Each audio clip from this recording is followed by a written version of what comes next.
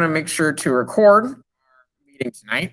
So if you want to go back and watch it later on, if there is something that you missed, want to go back and watch me explain something again, you will be more than welcome to. I should get it posted onto our Google Classroom pretty soon after our class ends today. So week 5, cell structure. We're going to kind of be talking about how people discovered different parts of the cells and what are some of the different major structures of the cell and what do they do. So this is a pretty big set of notes. So we're going to be covering the first half of the notes tonight. And then on Thursday, we'll start to cover the second half of the notes. We'll start to really get into the nitty-gritty on those structures.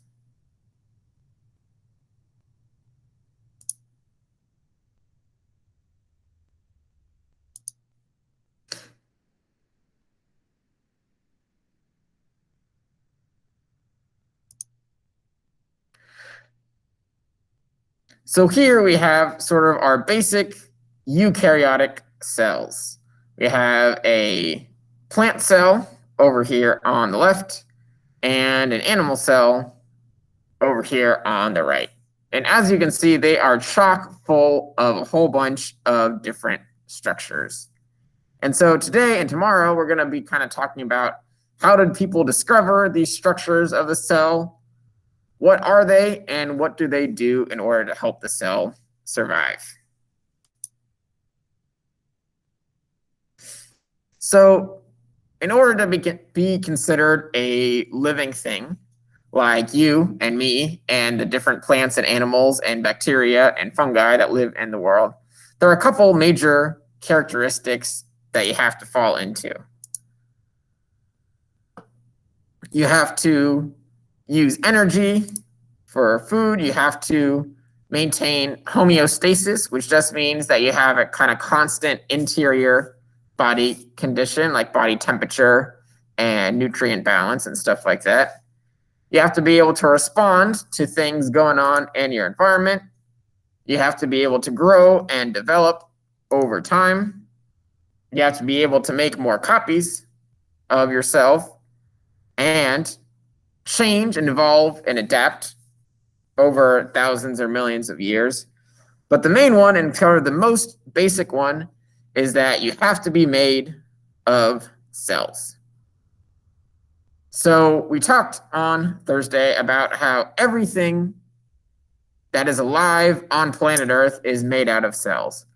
Whether you're a little tiny prokaryote bacteria, or you're a plant or an animal or a fungi. So everything from lichens and mosses to elephants and blue whales, they're all made out of cells.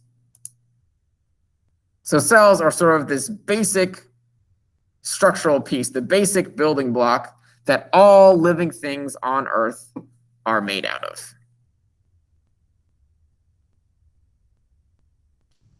So if we talk about sort of where are things in terms of levels of organization, for the first couple weeks of class, we were talking about like ecosystems and communities and populations.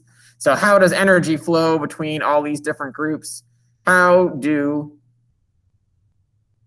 animals and plants have different relationships in those groups? What kind of changes over time in the ecosystem happen with the different plants that are in there? And then we kind of took it back towards the opposite way. We talked about those macromolecules, so the things like the lipids and the carbohydrates and the proteins and the enzymes. And then on Thursday, we started talking about cells. So, like I said, cells are sort of the building block for living things. And eukaryotes, like animals, we use cells in order to build tissues. Tissues are then what go into building organs.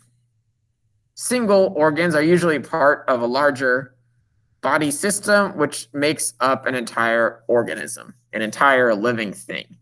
So all of these different parts are based on cells.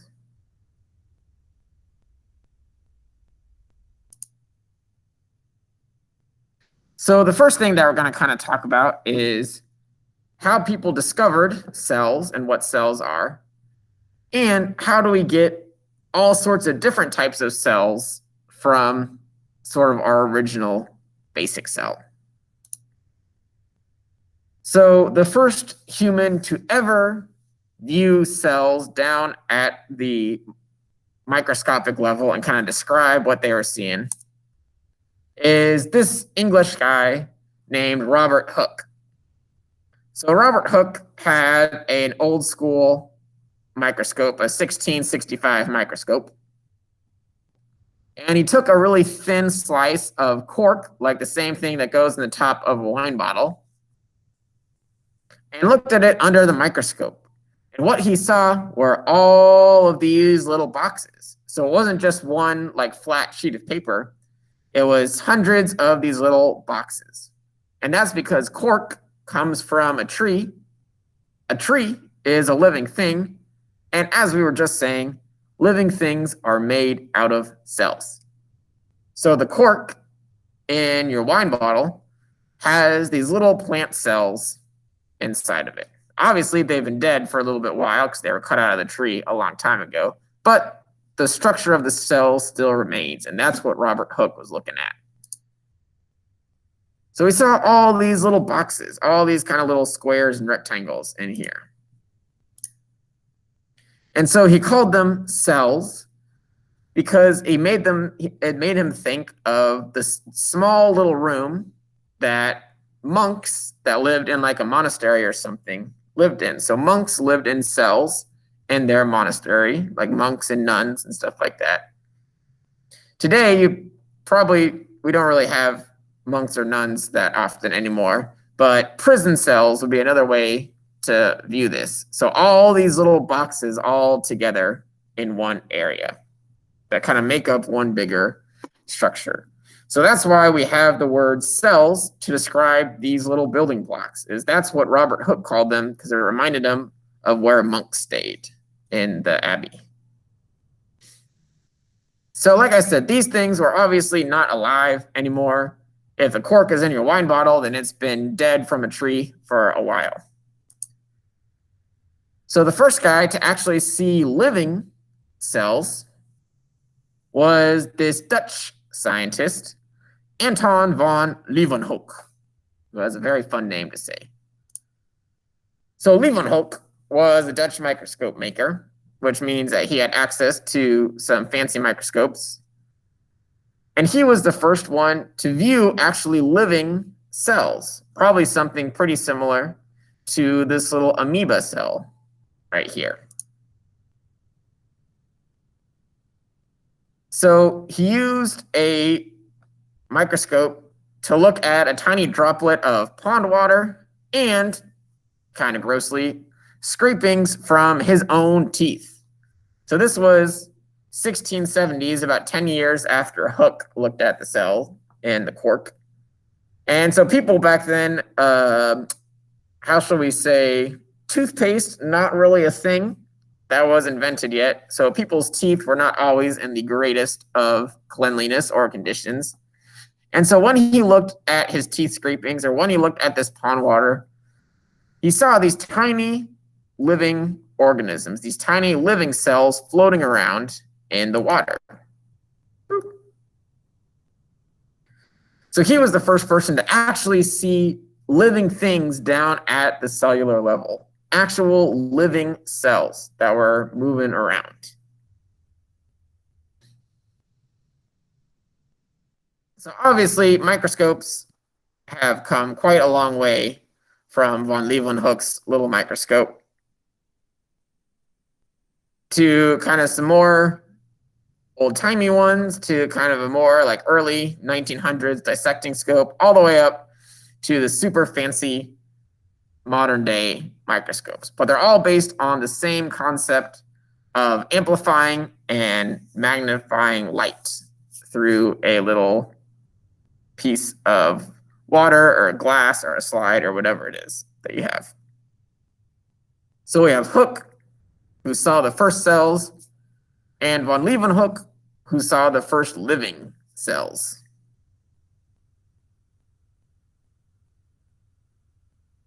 So people knew about these cells and what they were for a while, but they didn't really start to put together exactly how important they were for life on Earth until about 150, 200 years later.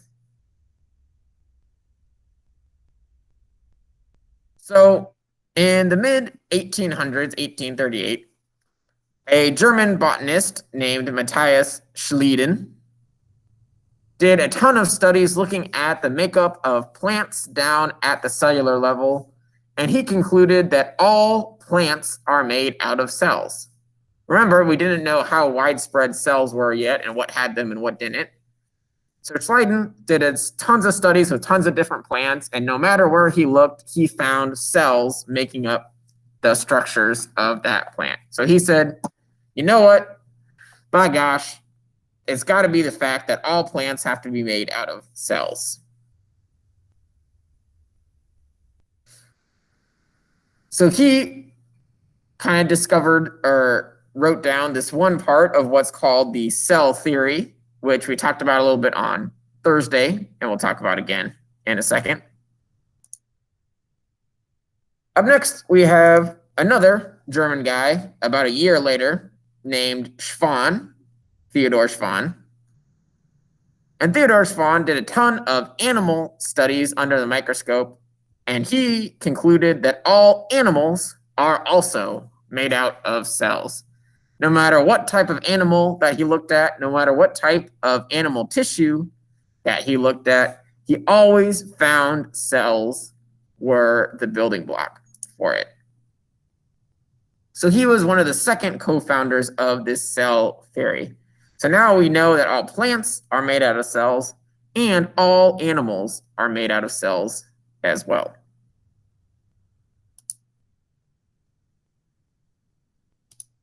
And then finally, another German, I don't know why Germans were so interested in studying cells and looking at things under microscopes, but they were in the mid 1800s apparently. So a third German scientist, this case a doctor named Rudolf Virchow, was looking at cells under the microscopes and actually saw some cells that were in the process of dividing. So before this point, people weren't really sure how all those tiny cells got there, but he saw cells that were in the process of splitting in two and becoming new cells. So from these observations, he concluded that cell division must be the reason why we have all these cells. So therefore, all cells have to come from pre-existing cells. All the cells in your body came from the one original cell that started off in your mom's belly when she was pregnant with you. All the cells for every organism on Earth come from some sort of starting cell. And so the cells grow and divide and grow and divide until they develop into the organism. So if we put all this kind of information together, these guys, along with some other scientists, co-founded what has now become known as the cell theory. So if you remember from Thursday, there are three main parts to the cell theory. First one, all living things are made out of cells. So like I was saying earlier, if you're a bacteria, if you're a plant, if you're an animal, if you're a mushroom, if you're a lichen, if you're a moss, if you're an amoeba, you are made out of cells. If you are on planet Earth and you are alive, then you have to be made out of cells. Everything that we've discovered living so far is made of cells. Next part, cells are the basic unit of life, meaning that they're the basic building block of structure and function in an organism. All of your different organs, all of the different tissues in your body, they're all built out of thousands or millions or billions of cells. And finally, cells come from the reproduction of existing cells. or cell division. So all cells are divided off from other cells. That's how all the cells that have been created on Earth so far are here. They all were one cell that grew and divided into two cells. And then those two cells grew and divided themselves, and so on and so forth, to make all the different organisms that we find living on here today. I have a question. Yeah. I don't know, it might be a silly question or a dumb question, but I just whenever we pass, die, are they still living, or they take a while to, I don't know, die, the cells? Yeah, that's a great question. So after you die, most of the cells in your body are going to die pretty quickly, because cells need a pretty constant stream of oxygen and nutrients in order to stay alive. And obviously, when you die, your heart stops beating and your blood stops flowing. And your blood is what brings all the cells in your body the oxygen and nutrients that they need. So pretty quickly after your heart stops beating and your blood stops flowing, the cells of your body begin dying. So they might be alive for a little bit, like a few minutes to maybe, I don't know, 30 minutes or an hour. But they're going to be all dead fairly quickly, because they're all going to essentially not have enough oxygen or nutrients to continue surviving. Okay, thanks. I just was always curious on how long do they survive, Okay. Yeah, thanks. no, it's a great question. And the simple answer is not very long. Like, even if you're alive, but parts of your body get cut off from blood flow, like, I don't know, something is wrapped around your finger and stops blood from being able to go into it, within minutes, you'll start to see your finger becoming discolored. And if you aren't able to return blood flow in there, you'll probably lose that finger at some point. That's what happens with hypothermia, or not hypothermia, frostbite, essentially, is that your finger becomes so cold that your blood can't flow into there anymore. And eventually you're likely to lose that finger because all the cells in it are dying off because of not having those nutrients and oxygen. All right, great question.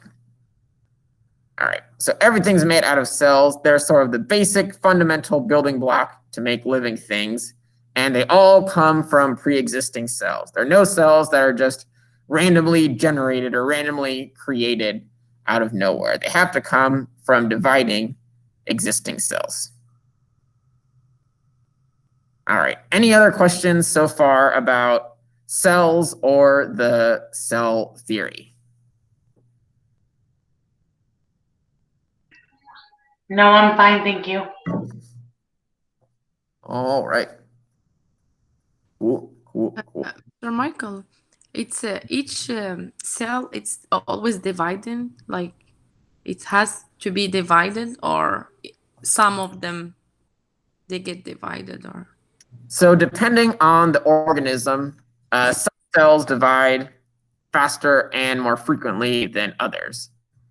So like bacteria cells, like those prokaryotes, they can divide themselves sometimes in like 30 to 40 minutes.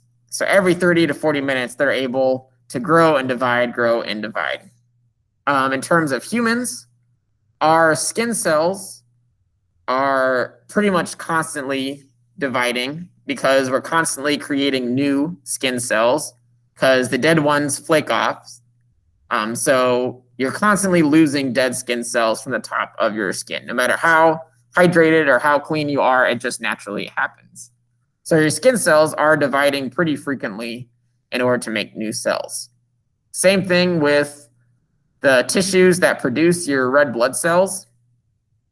Those are pretty much constantly making and dividing new cells because the red blood cells only last for, how long is it? I want to say it's like 3 or 4 weeks in your body before they have to be replaced. So those cells very, very quickly reproducing. Other cells, like your bone cells, right? Obviously, the bones in your body, even though they're hard, are made out of cells. Those guys, once you become your adult age, you're not going to generate many more bone cells. There might be some that are grown in order to help keep you healthy, but you're not going to be growing anymore, so you don't need a ton of bone cells when you're in your mid-20s and 30s. Same thing with nerve cells, like the ones in your brain. Once you reach a certain point, your nerve cells stop dividing.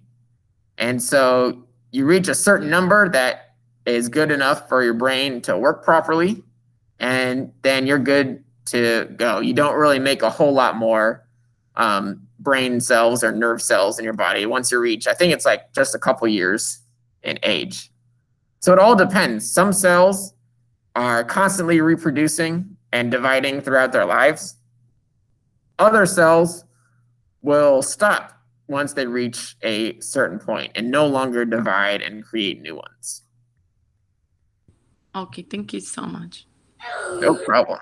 Great question. All right, so like we talked about on Thursday, there are a couple different major types of cells. So all cells are really, really, really, really small. There are practically no cells that you can see without using a microscope. So 99.999% of the cells on Earth you can't see with the naked eye. You have to look at under a microscope.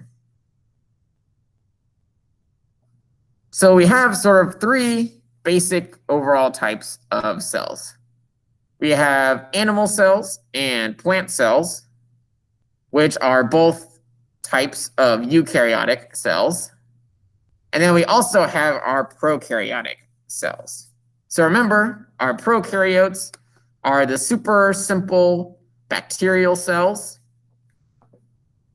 So they're small, they don't have a nucleus, they don't have ribosomes, it's just the plain DNA floating along in that cytoplasm. Whereas eukaryotes, like animals and plants, much bigger cells, they each have that nucleus in the middle right here, and they each have lots of different organelles that are doing important jobs inside of them.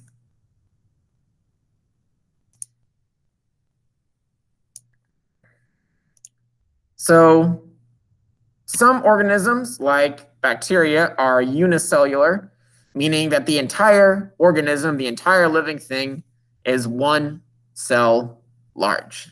That's it. Other organisms, like mainly plants and animals, are multicellular. So we have lots and lots and lots of cells. Not only that, a lot of animals have lots of different types of cells. So we have bone cells, muscle cells, skin cells, blood cells, nerve cells, intestinal cells, stomach cells, all sorts of different types of cells that do different specific functions inside of the body. So by having these complex eukaryotic cells, we're able to get lots of cells together, and cells become different types of cells that help us do kind of different jobs. Other organisms like bacteria, those prokaryotes, they've just got the one single cell, and that's it. So in general, plant cells are a little bit bigger than animal cells, and both plant and animal cells are way bigger than bacteria cells. So like here, just in this little box here, that's about the size of this one animal cell, we have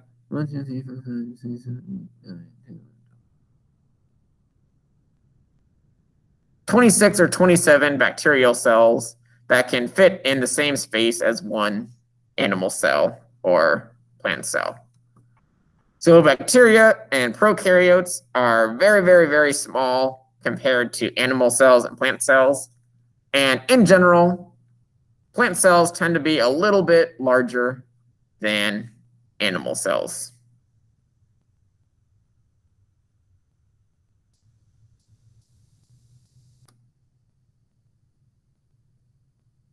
So again, with your eyeball, most cells, including eukaryotic cells, are somewhere in this range to where you can't really see them with your eye. But if you use a light microscope, like a normal one that you'd use in a laboratory, then you can see eukaryotic cells. You might be able, if you have a really powerful light microscope, you might be able to see some organelles in there, like the nucleus. You might be able to even see some bacterial cells. But if you have an electron microscope, which is kind of the most powerful type of microscope that scientists use on a regular basis, then you can see even smaller. You can see down to the macromolecule size. So things like proteins and lipids, you can see using these electron microscopes. But for the most part, if you're just looking through a traditional light microscope, you can see full cells, and sometimes you can see some of the larger organelles of those cells. But again, pretty much everything is too small for the human eye to make out on its own.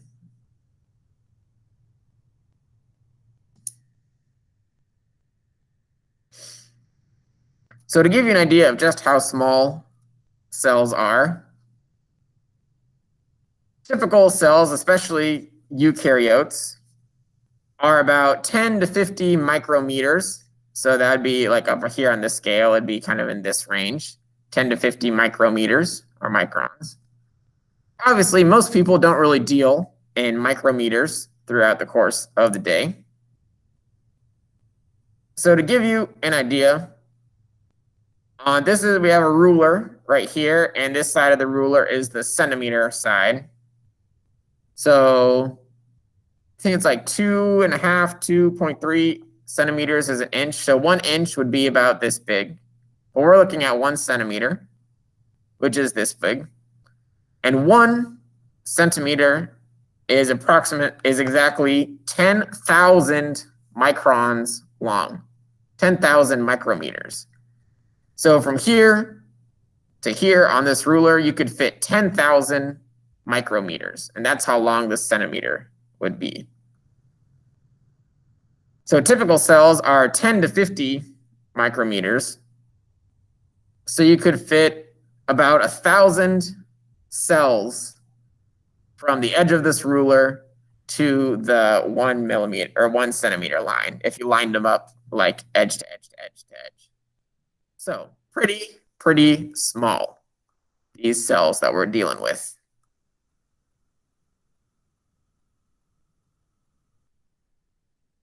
All right, so we have our organisms like plants and animals. And like I was saying, we have lots of different types of cells in our bodies, from muscle cells to skin cells to blood cells to nerve cells to bone cells. All of these different cells are specialized cells. So they have different shapes and different functions depending on what type of cells they become. So they start off as sort of these undifferentiated, unspecialized stem cells. And then they get turned, depending on what they're needed for, they get turned into different types of cells to become different types of tissues. So that's one of the benefits of being a more complex eukaryotic organism, is that we're able to have lots of different layers of cells, lots of different types of cells, so that they can specialize in a certain job.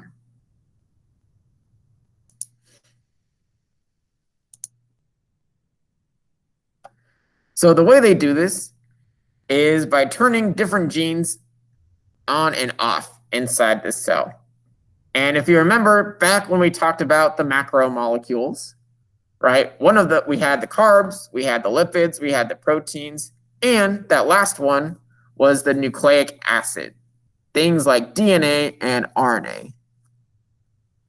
So DNA has your genes in it, has the instructions for your cell.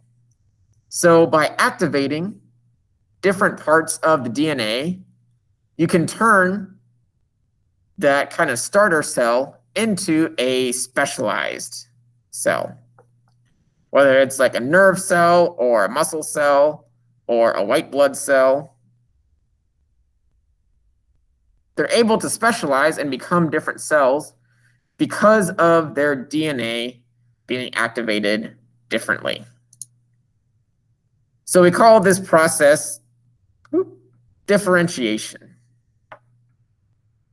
So differentiation is when we take cells and turn them into something different, turn them into a specialized type of cell. And again, we do that by not changing their DNA, but activating different parts of their DNA. So your DNA is full of all of the genes that your body needs, but each cell only needs specific parts of that DNA. So some cells, the nerve cell part of the DNA will be activated, and that cell will start to turn into a nerve cell. Or in some, the muscle cell part will be activated. Or in some, the immune system cell part will be activated. So by activating the different parts of your DNA, your nucleic acid, you're able to differentiate your cells and turn them into specific types of tissue. We're able to specialize in one specific area of the body. So that's kind of how these groups of cells work together in a multicellular organism and become these different types, these different functions of cells. So we can have muscle cells, which are these long protein-filled cells that have all these little lines, these striations in them. We can have red blood cells, which are circulating in your bloodstream. They're carrying oxygen all around your body. So for the question asked earlier about what happens to your cells when you die, when the red blood cells stop visiting, when your heart stops beating, your red blood cells stop flowing. And when your red blood cells stop flowing, no other cells in your body are now getting any oxygen. And so these guys are like the little oxygen carriers in your bloodstream.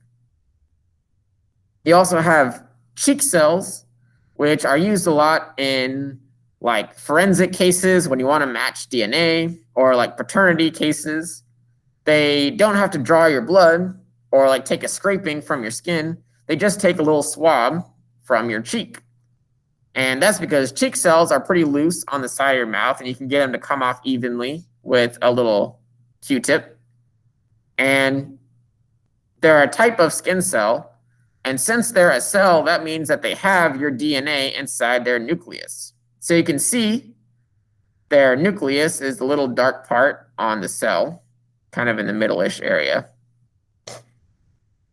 And so scientists are able to open up the nucleus, get at the DNA, and compare the DNA in your cheek cell to the DNA from some other source and see if it matches with your DNA. So all of these different types of cells started off as originally a sort of basic stem cell, and then they became specialized and turned into muscle cells or blood cells or cheek cells based on what areas of their DNA were either activated or turned off. We also have specialized plant cells. So guard cells you can find on leaves. They're these little cells that open and close these little holes on the leaf. And this is where the oxygen comes out of the plant and the carbon dioxide goes in. So you may be aware that plants need carbon dioxide in order to survive, and they produce oxygen. Carbon dioxide is a gas, oxygen is a gas, and the gas enters and leaves the plant through these little holes on the leaf. And these little holes are opened and closed by guard cells. There's also xylem cells. Xylem is like kind of the interior tubing of the plant. It's where instead of having blood vessels like arteries and veins, plants have xylem. And it allows the plant to carry nutrients and water up and down from the roots to the tips of the leaves. There's also pollen cells, everybody's least favorite to deal with, especially in the springtime and summertime, where there's all that gross yellow pollen in the air. Those are types of cells as well. Those are little bundles of plant DNA that, in the case of the oak trees, they float through the air and they hope to come in contact with a different oak tree so that they can pollinate it and start creating new seeds. So even plants, also, they are multicellular organisms. So they also have differentiated cells that do specific jobs inside of the plant, whether that's allow for gases to be exchanged, whether that's to allow nutrients to go up and down, or to allow the plant to spread its reproductive material out to other nearby plants.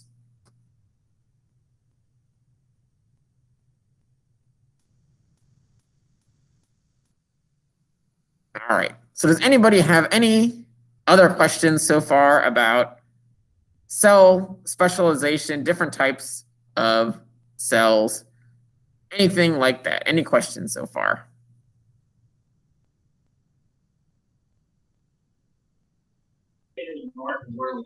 I'm good, thank you.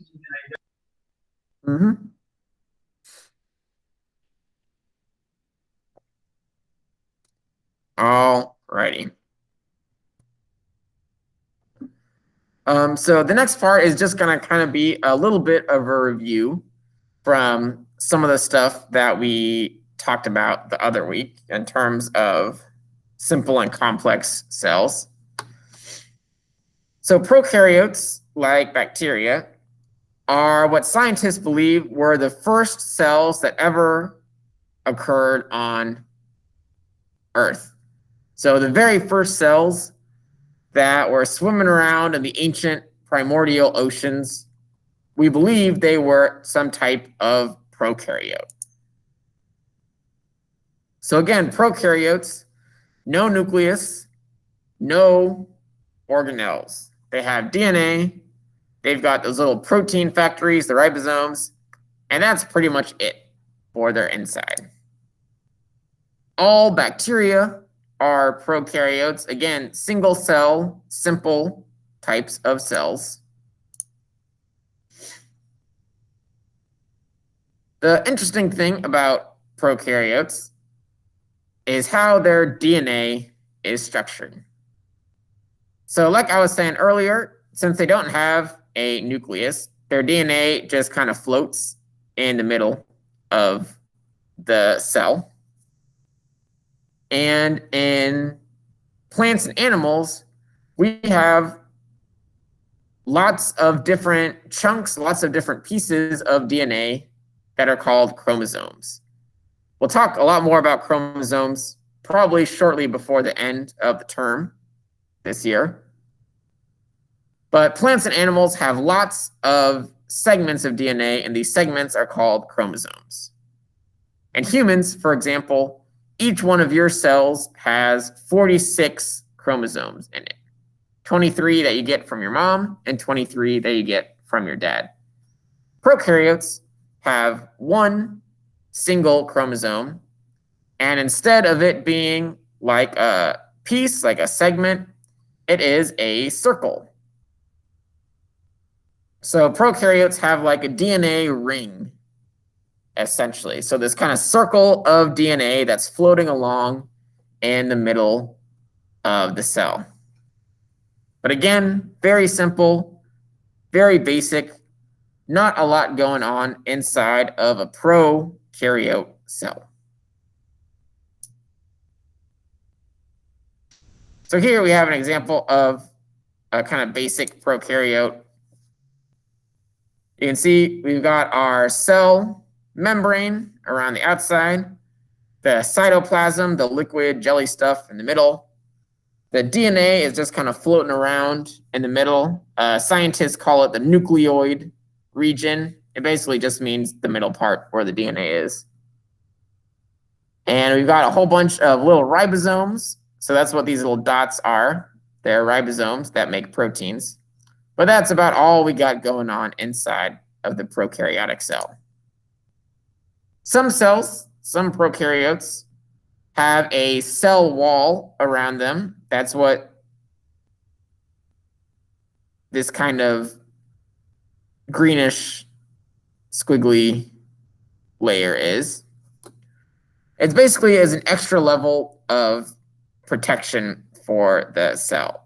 Since it's just a single cell that's kind of floating around out in the ecosystem, that cell wall gives it some extra protection around the outside. And again, the only thing that we got going on inside the cell besides the DNA are these little ribosomes that make proteins.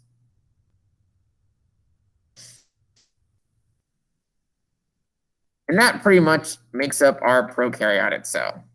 You got some floaty DNA, you got some little ribosome dots.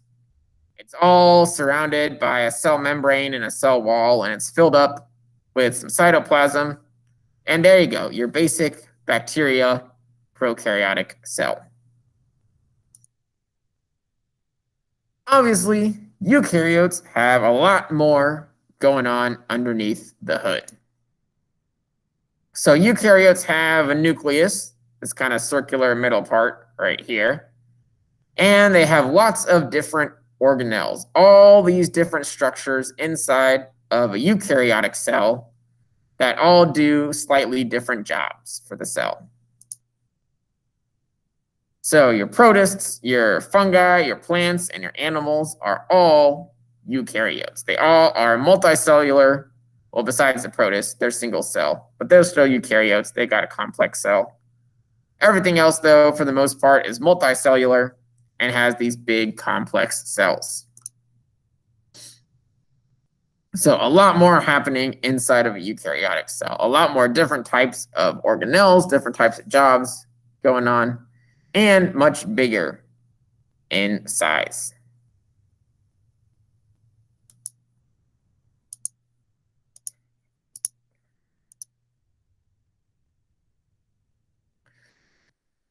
So we've got our nucleus in the middle that encloses our DNA. So that's very important. All eukaryotic cells have this nucleus. They share a cell membrane with prokaryotes. So they both have cell membranes that cover the outside of the cell and give it some protection and structure. They both have cytoplasm. So in this picture, it's colored kind of yellow. So cytoplasm is just like the background filler part of the cell. But then unlike prokaryotes, eukaryotes have lots of organelles. So all these different structures inside of this eukaryotic cell are called organelles, and they all have a different job to do for the cell. And we'll start talking about them a little bit tonight, but especially on Thursday, we're going to really talk about what all these organelles are and what they do.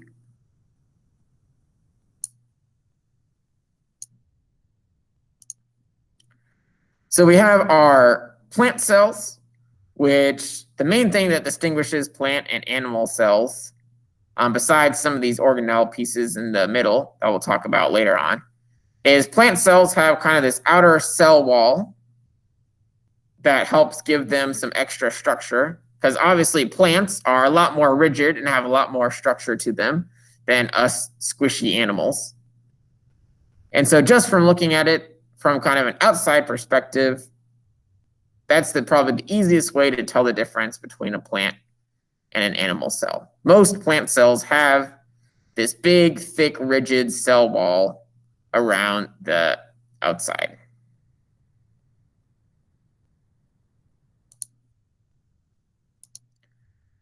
All right. So we have our eukaryotic cell, which is basically mostly what we're going to be focusing on for today and tomorrow. And inside of a eukaryotic cell, we have organelles. The way I like to say it is it sounds just like what it says. Humans have organs inside of us to do different jobs. Cells have organelles inside of them to do different jobs. So they're basically little mini versions of some of the organs that we have as humans. So cells have organs that help them get energy. They have organs that help move stuff around their inside. They have organelles that help them with their structure. They have organelles that help them clean up and keep the inside of the cell clean. So all sorts of different structures inside of the cell, and we call them organelles. It means literally like little organs, small organs for the cell.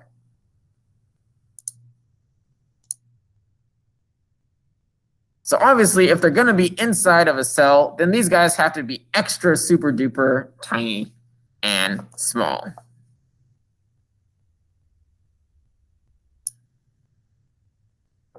Each organelle has a different job that it does for the cell. So they're able to kind of focus in on doing one specific thing to help the cell stay alive and survive. They're all floating around in the cytoplasm of our cell, so that kind of jelly filler stuff that goes into filling up the inside of the cell. All of the organelles are kind of floating around in this material. Some of them are what we call membrane bound, meaning that they have an extra membrane that goes around them, whereas some of them aren't. So like ribosomes, the little protein factories, they don't have any extra membranes. They're just kind of there. But things like the mitochondria and the Golgi bodies that we'll talk about sometime on Thursday, they do have extra membranes around them.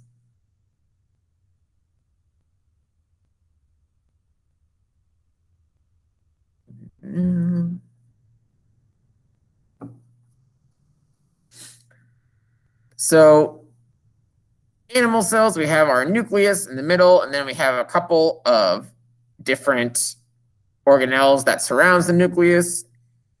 We have these mitochondria out here that do this Golgi apparatus, which is just a fun word to say.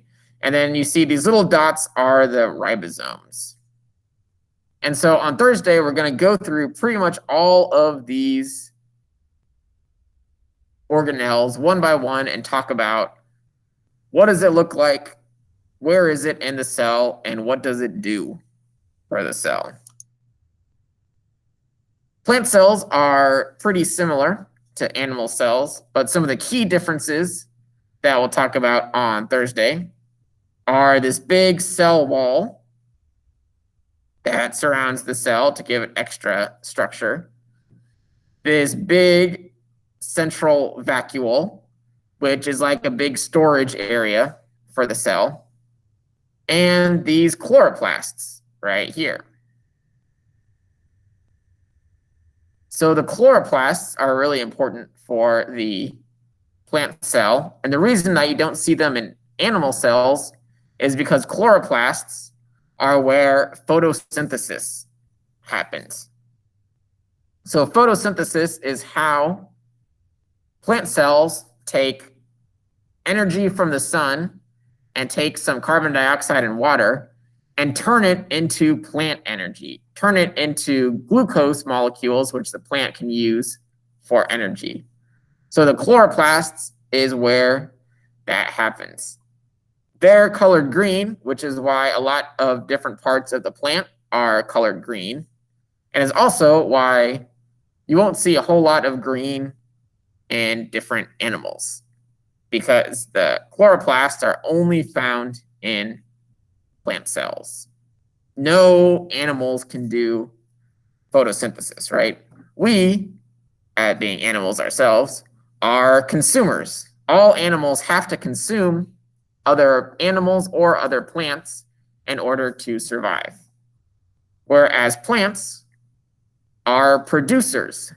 They can produce their own food, their own energy, just by sitting out in the sun on a regular basis. And these chloroplasts are aware that food production happens for the cell. But you'll notice a lot of things are shared between plant and animal cells. Obviously, they both still have a nucleus. They both still have ribosomes. They both still have these mitochondria and this Golgi apparatus and these endoplasmic reticulums around the nucleus. So they do have a lot of shared organelles and a lot of shared functions for them. It's just these couple different pieces, the chloroplast, the vacuole, and the cell wall around here that really differentiate them from animal cells.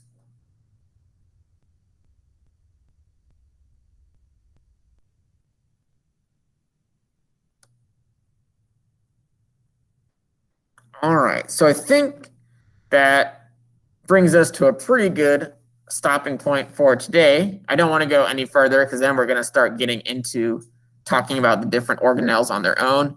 And I think I want to cover all of those on Thursday. So does anybody have any questions about what organelles are or what they're doing on the inside of plant or animal cells?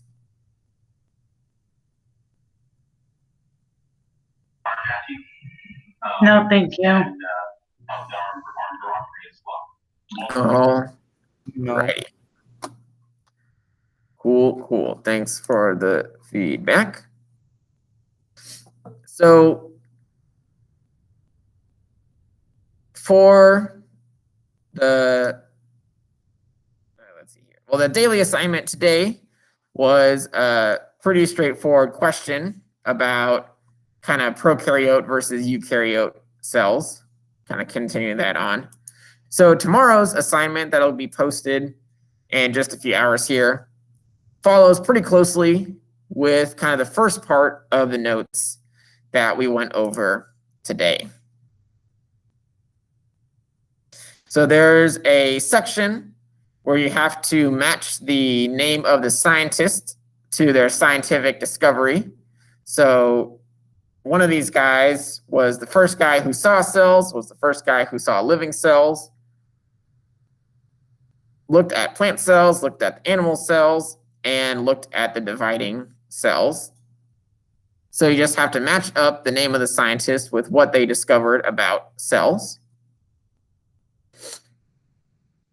Then there's a section where you're going to tell me how these different parts of the cell theory end. So that three-part theory that kind of described how living things on Earth are related to these cells.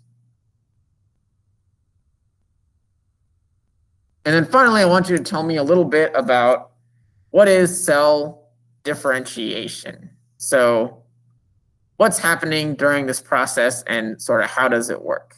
So you don't have to give me a big, long, extended explanation, but just in one or two sentences of your own words, how would you describe cell differentiation? All right. And then Thursday, when we come back together, we're going to basically spend the entire time going through each one of the different organelles and talk about what do they look like, what's their job, and where can you find them inside of the cell.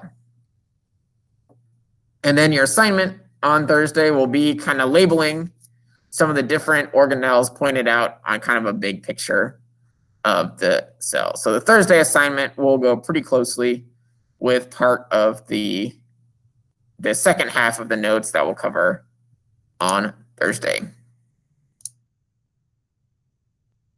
All right, so does anybody have any final questions about anything related to the cell, the organelle, or your assignments for the week so far? Nope, pretty clear. No, thank you. right. Sounds good.